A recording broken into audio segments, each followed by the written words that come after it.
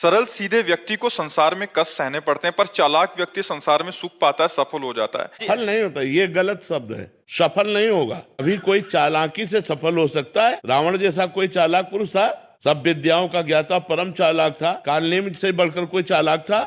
पूरी संजीवनी बूटी जैसी ही द्रोणागिरी में हर औषधि को कर दिया और साधु बनकर बैठ गया। हनुमान जी ने मार डाला, राम जी ने रावण को मार डाला, रहा न को कुल रोवन यारा। चालाक पुरुष सफल कैसे हो सकता? नहीं, सीधा सरल पुरुष कष्ट पा सकता है, पर सफल सीधा और सरल सच्चाई पर चलने वाला हो। जैसे धर्मराज युधिष्ठिर बिल्कुल सीधे थे, यहां तक इतने सीधे थे कि युद्ध क्षेत्र में कल कौन सी रणनीति है वो जाके दुर्योधन सीधे पूछ लेता था। भ्राताश्री कल कौन सा चक्रव्यूह रचना है वो बता देते थे। इसीलिए भगवान दो बैठक करते थे, एक युधिष्ठिर के साथ और एक युधिष्ठिर से अलग। युधिष्ठिर के साथ जो बैठक की वो चक्रव्यूह रचना ही नहीं होगी, क्योंकि वो दुर्योधन को पता हो। इतने सरल थे कि वो आके पूछ लेते, वो पूरी बात बता देते थे। तो आप देखो विनाश किसका हुआ? चतुर चालाक, जिसके साथ शकुनी, दुशासन, कर्ण, दुर्योधन के साथ इतने चालाक, चालाकी की हद थे ये लोग। तो क्या ये लोग सफल हुए?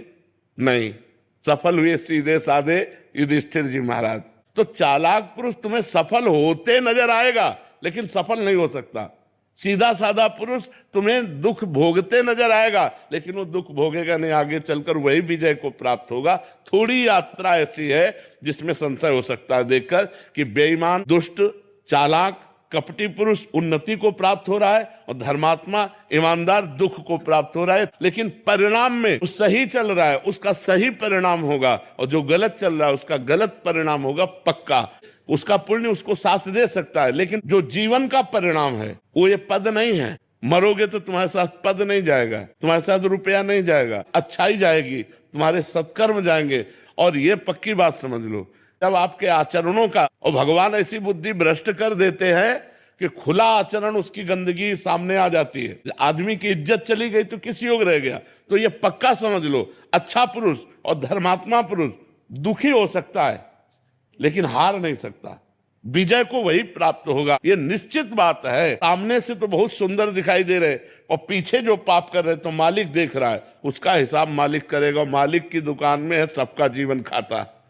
पाई भर का भी चूक नहीं होती हमारे मालिक से, एक एक बात का हिसाब होता है।